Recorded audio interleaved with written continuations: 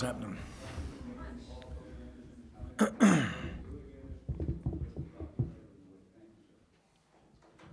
Okay, Coach, another big Pac-12 game coming up against Utah. Talk about the Utes and this week. Okay, Utah, obviously a very good team, has been for a long time. They do what they do, especially on the defensive side of the ball, and very talented players, tremendous challenge, get up in your face and get after you and say we have better players than you have, and that's been the mentality there for, I don't know, maybe 20 years, and they're good at it, and they've proven that they've recruited at a high level and got themselves in a position in the Pac-12 to compete and play with anybody and beat anybody in this league, and much respect for them, and obviously it goes much deeper than that with me, with Kyle and a lot of people that are there. So it's a great opportunity, a tremendous challenge, one we're looking forward to, and started preps on it today, and we'll keep going as we go through the day and put a plan together tonight and then get out there on the field tomorrow and start to execute it. Coach, obviously a massive win on Saturday. So what were the emotions with you and your team, and are you guys still celebrating it all, or you put it past you? No, I think they should feel good about getting a victory, and it was a tremendous celebration for everybody. Like I said after the game, it was a tremendous moment. I think for that stadium was still so impressive when you get in those situations. To me, the fans were awesome, students were awesome, and to get it done in that fashion, we'd like to have got it done a little easier. I think it probably aged a couple, 3 years there in the last fourth quarter and in overtime, but the kids found a way to get it done, which I think was big for us building forward. But there was a lot of great things that came of that night. The fact that our kids played well, and then in this league, that's going to happen at times. People are going to reel you in, or you're going to reel somebody else in, and then who's going to react? And that was great to see us get into overtime and react the way we did and make some plays. So those are all learning moments. But it's like I say, when it's good or bad, never forget it. But you have to put it in the back of your mind, and you have to move on. And I think the kids did a good job with that today. But those memories will stay with them for a long time, and I just appreciate everybody that was there. The crowd was a definite part of it, and fill that thing up. We can use everybody for this one. You said after the game that it's not a program-defining win. Is it a program-changing win? And if not, what is a program-defining win in your eyes? Well, I think the easiest for me to be able to state that is the way I always talk to the staff and to the team is in this game we play, there's certain milestones that you reach where you've accomplished something that puts you to the postseason play. So at this point, that would be getting to 6 wins and 7 wins puts you in a position to be in a bowl game. 8 and 9 wins, you'll always be remembered as a really, really good team.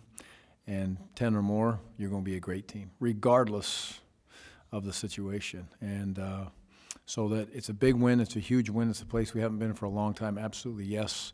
But I would say it's not one victory in the Pac-12 is not going to define us. At the end of the day, that's what you're supposed to do, is go out and compete, play your tails off, and find a way to win games. Coach, after watching the game tape from Saturday, that first half where they basically, barely got the field goal because of the deflection, and then the other touchdown was courtesy of, their defense. What about your defense in that first half? Why was it so flawless? Can you review that a little bit?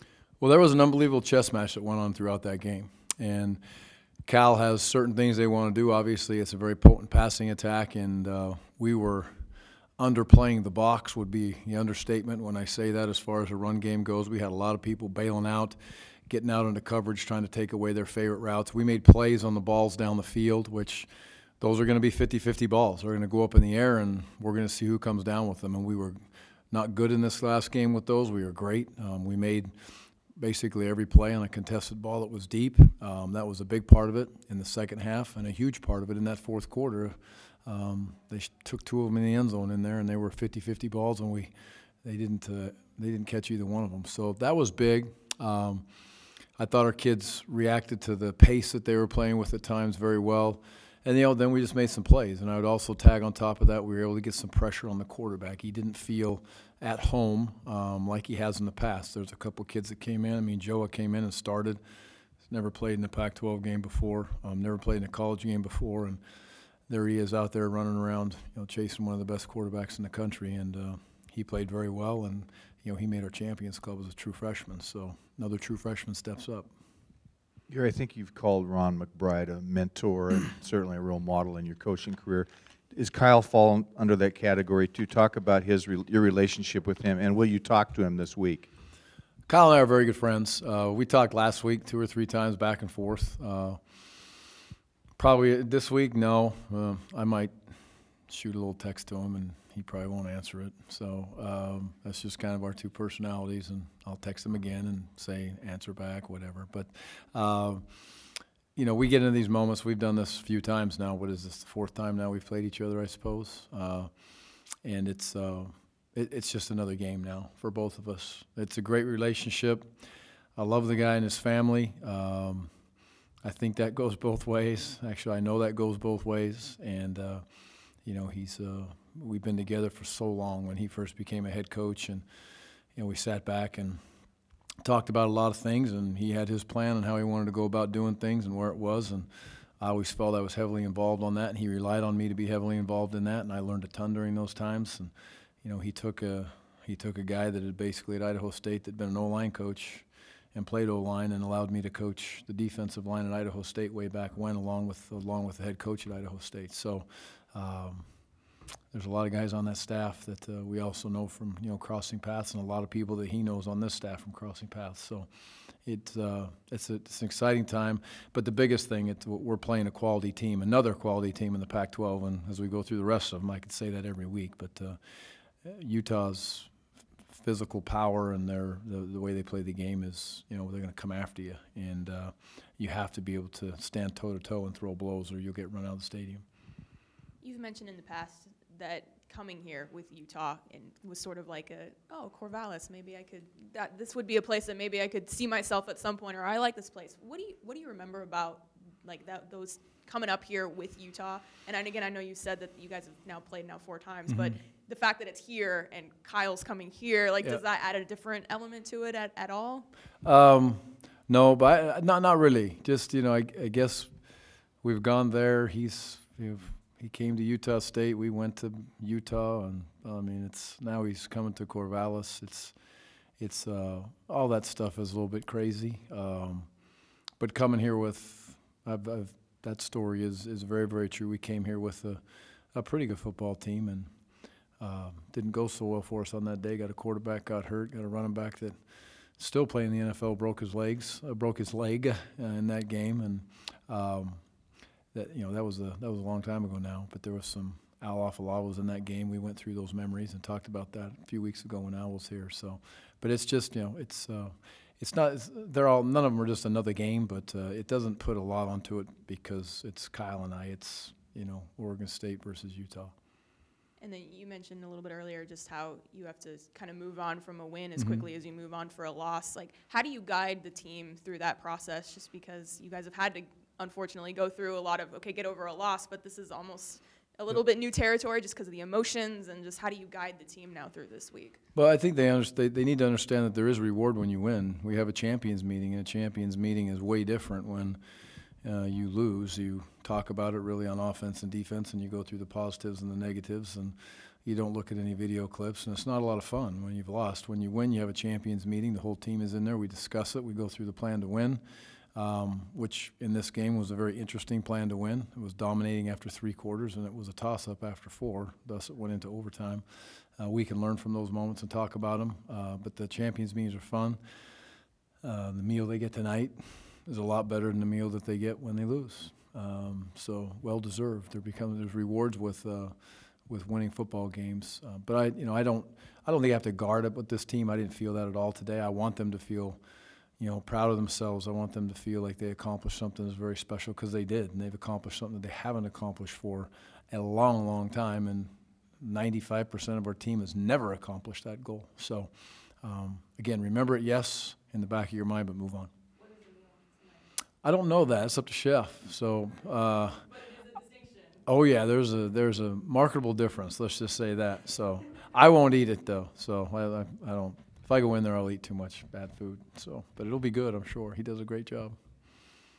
Gary, you mentioned the improved pressure on the quarterback with the guys on the field. Who do you assign credit for that, given that, how much you had to account for with their passing game? Well, I think that, Bright did a nice job of getting some good pressures in there. Joe did. I thought a few of the D linemen popped up and did some good things. Paisa got a couple good pressures. Again, Bright got the one knockdown and the sack. I thought those were big. And we felt like we needed to push the middle of the pocket. And, 3 or 4 of those defensive linemen, did a nice job. I thought Baker pushed the pocket good 2 or 3 times. Even in a 3-man rush, a couple times Elu was in there and got a good push. So it was a team effort as far as those kids rolling through there.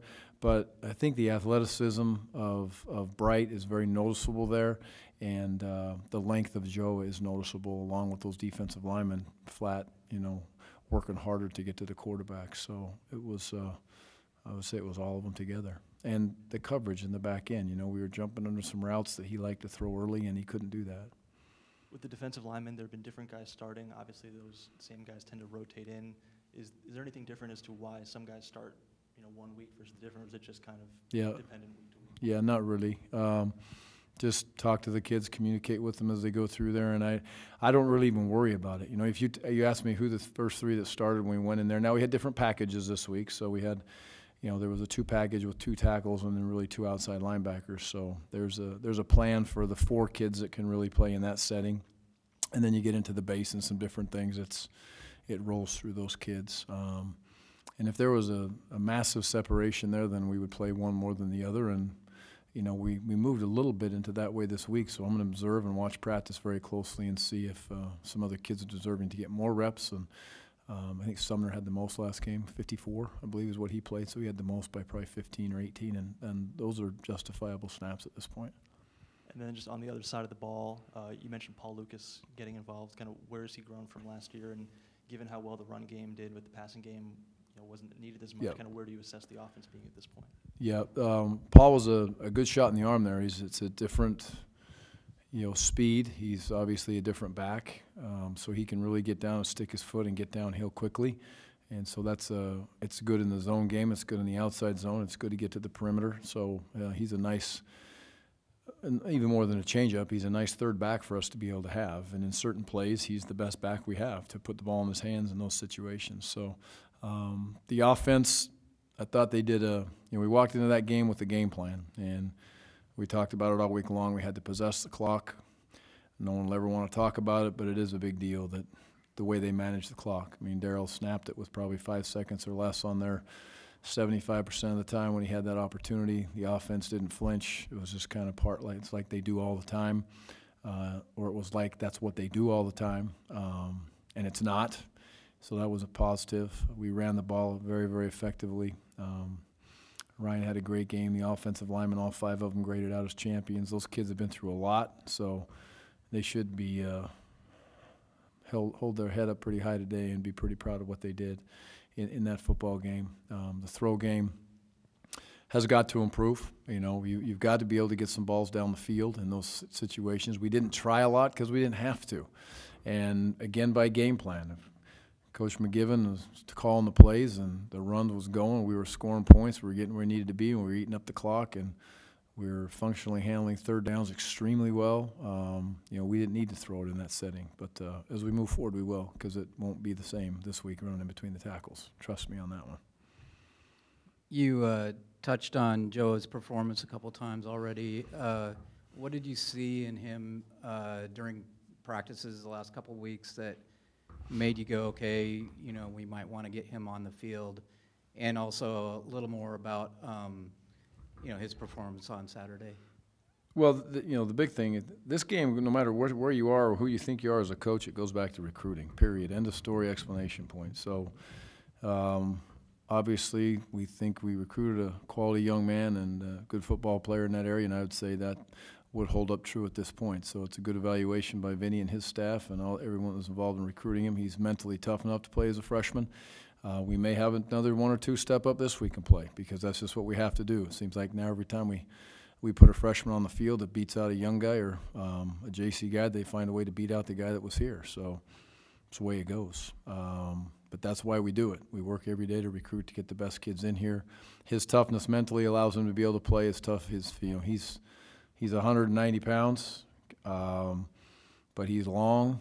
He's got good leverage. He's an athlete, and he knows exactly what he's doing. So it's given him a chance to be able to play outside linebacker in the Pac-12 as a true freshman. Now, is that how you would draw him up physically? If you just, if you could just clone an outside linebacker to put in the game in the Pac-12? No. It will be next year, but he's in it now, and he's playing, and he's going to go get after it. And if he had some nice tackles, he made the one play on the little throw out to the sidelines where we had a missed tackle on the sidelines, and he was out there and made a great effort play, put him into third down. They didn't get it, so they had to punt. 3 or 4 plays he made jumped out at me. So it was for his first game, he handled it, didn't faze him. He walked out there and played ball. What do you think he really weighs? Soaking wet, just shorts on, $186. Coach, what do you remember about Morgan Scally? He played for you, right? And Yep. he's their D coordinator now. So what can you tell us maybe about him and how Utah plays defense? Well, Morgan, he was obviously a player for us on those great teams in the Fiesta Bowl team in 04, and he was there prior to that for seemed like forever. When he was there playing, he was really didn't ever project him to be a safety.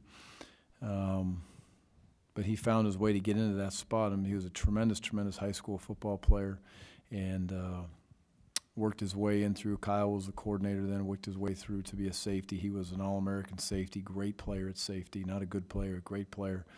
Decided he wanted to coach. No matter how hard I tried to talk him out of it, he decided he wanted to be able to coach, and he's a very smart young man, worked his way up, GA'd, got a job, worked his way through it, then got the coordinator job obviously last year, and he's following the plan, and that plan has been there for a long time. You don't have to change it. You don't have to reinvent the wheel as far as the way they play defense, with their ability to recruit the way that they can recruit there at this point.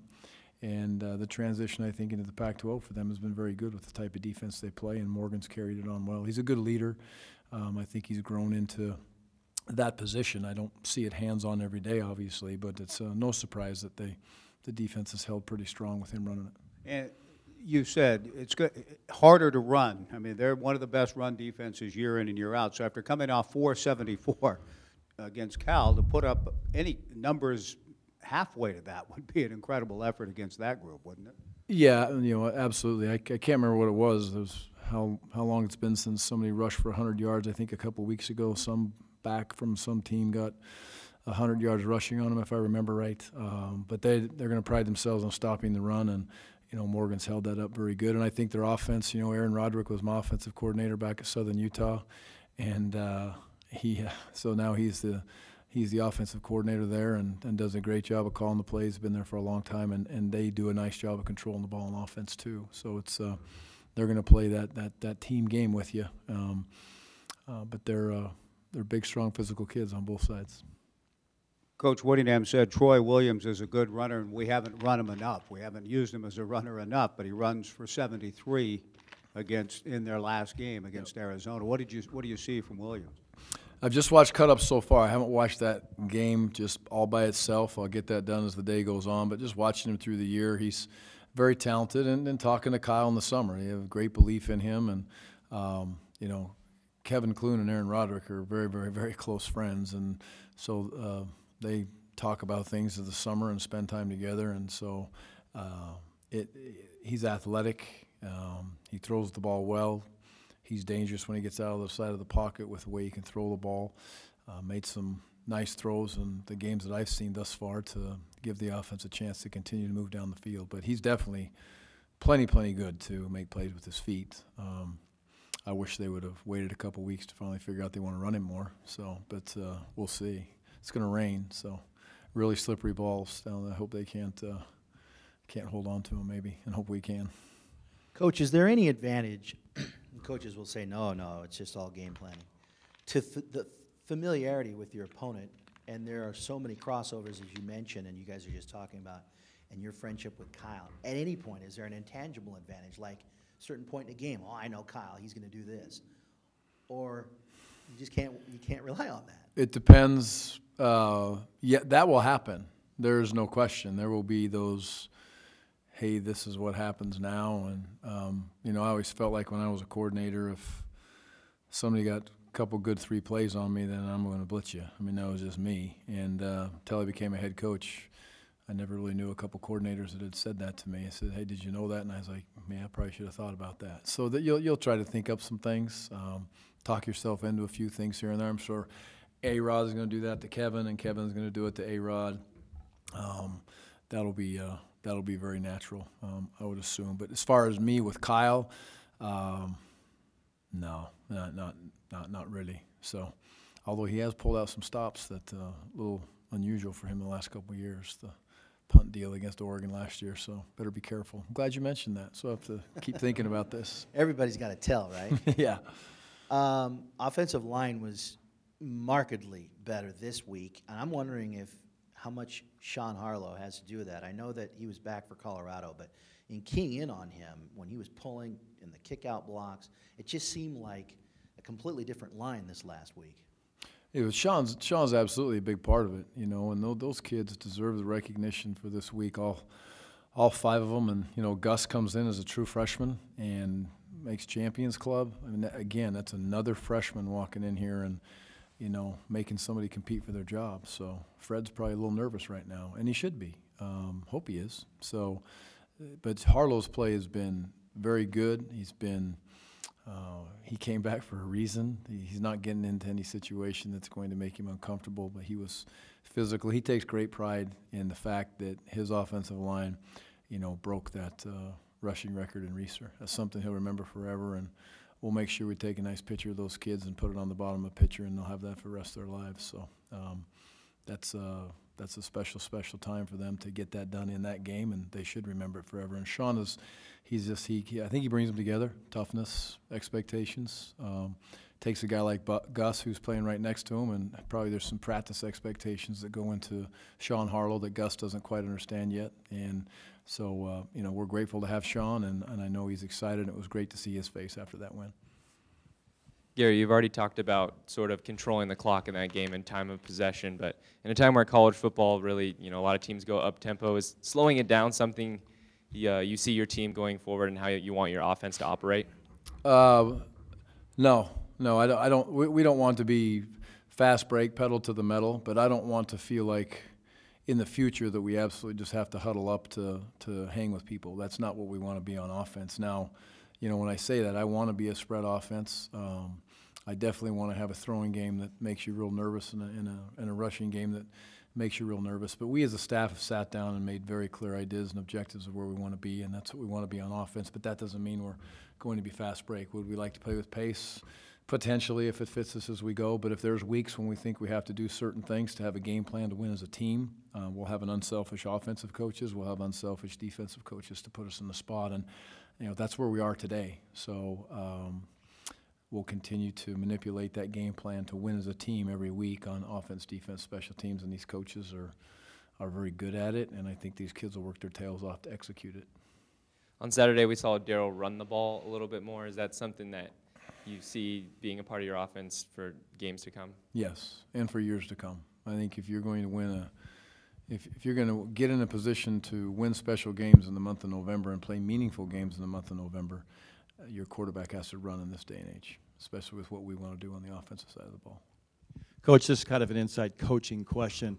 Most recent game for Utah, Arizona. You're cutting that up. You're going to look at that.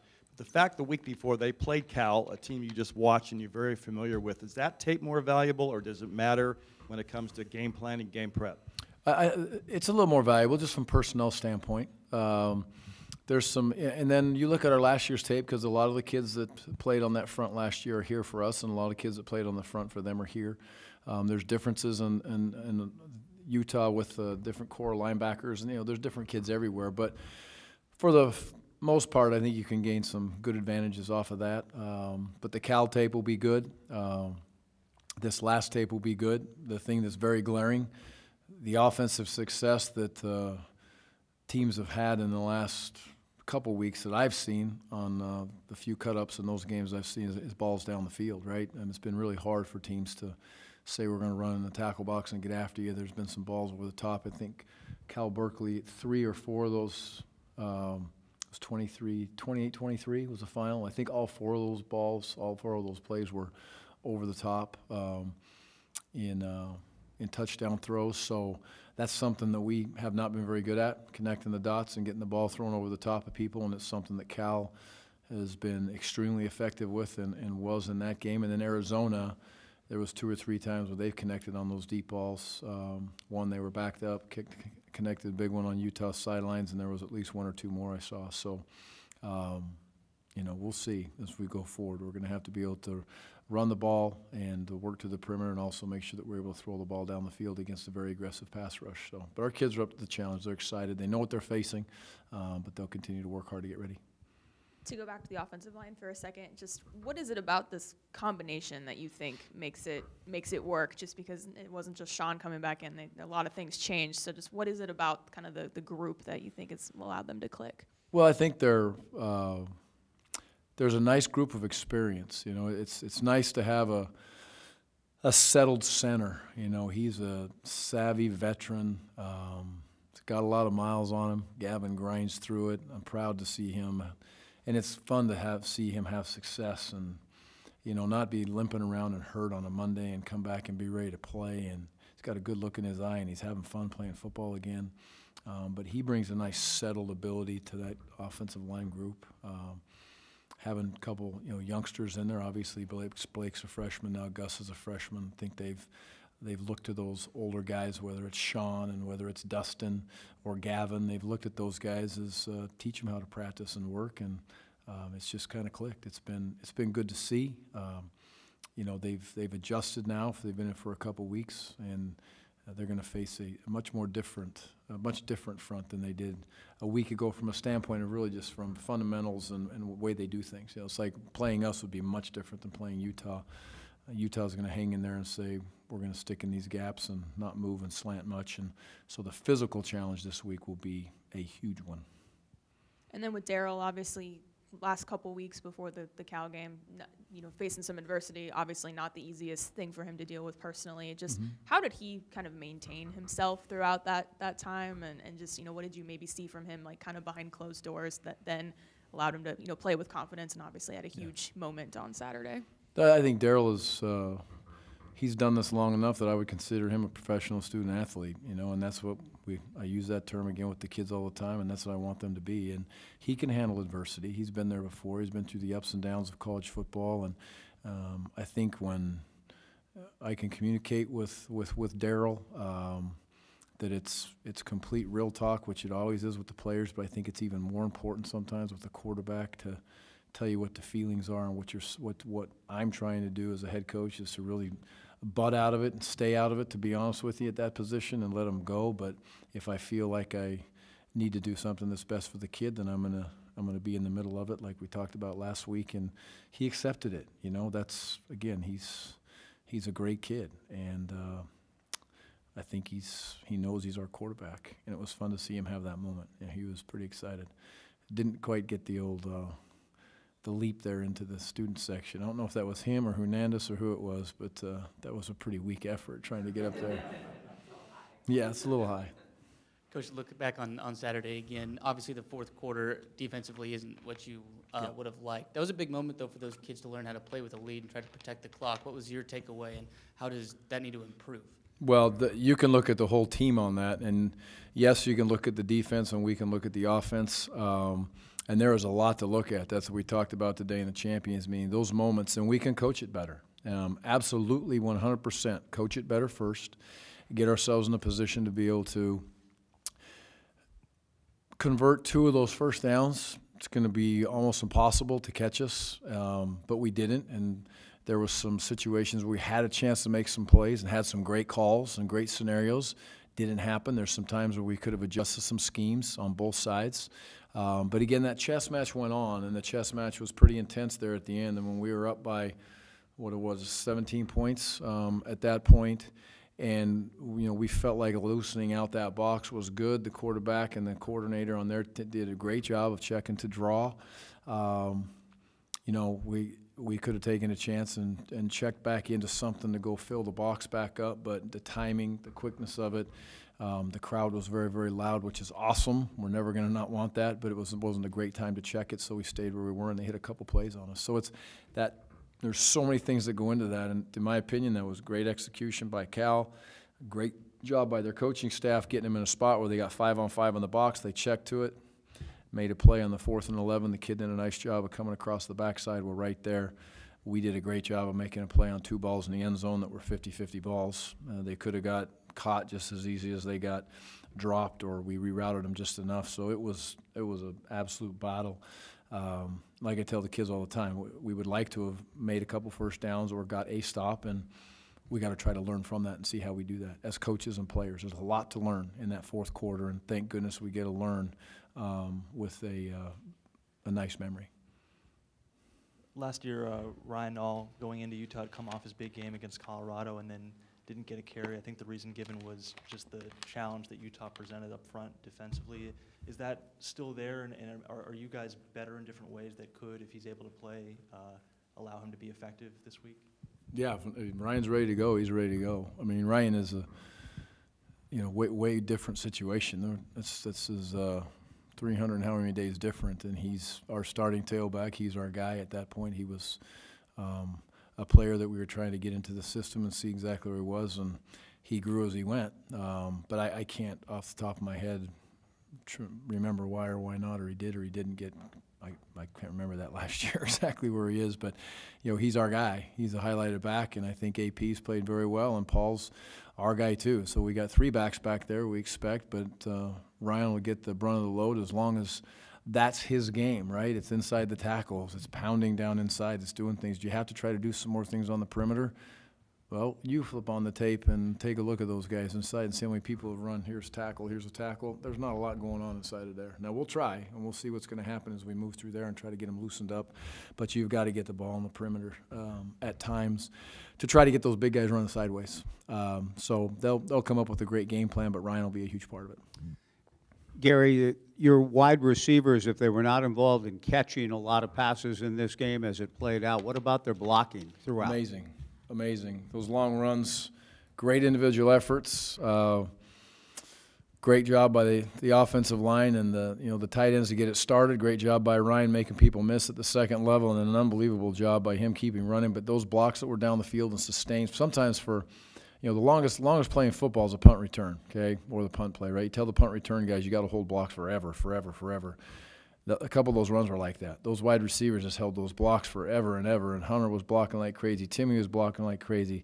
Seth, I think, had 6 knockdowns in those situations and those settings. And the great thing is they're extremely prideful. Jordan Villeman took the one guy out of the back of the end zone on the QB draw for Garrettson. I mean, he was in the back of the end zone. So those are just a few that pop out at me that were very, very, very impressive. No one fights harder to block every snap than Victor Bolden. So those kids deserve a ton of kudos for that, if you will. They blocked like crazy, and they were extremely unselfish. There's not one look in their eye today of anything other than, let's see how he blocked. And trust me, it was pointed out many, many times and will continue to be pointed out to this team. That effort was very good by the wide receivers. Thank you, Coach. Good Thanks, luck. guys.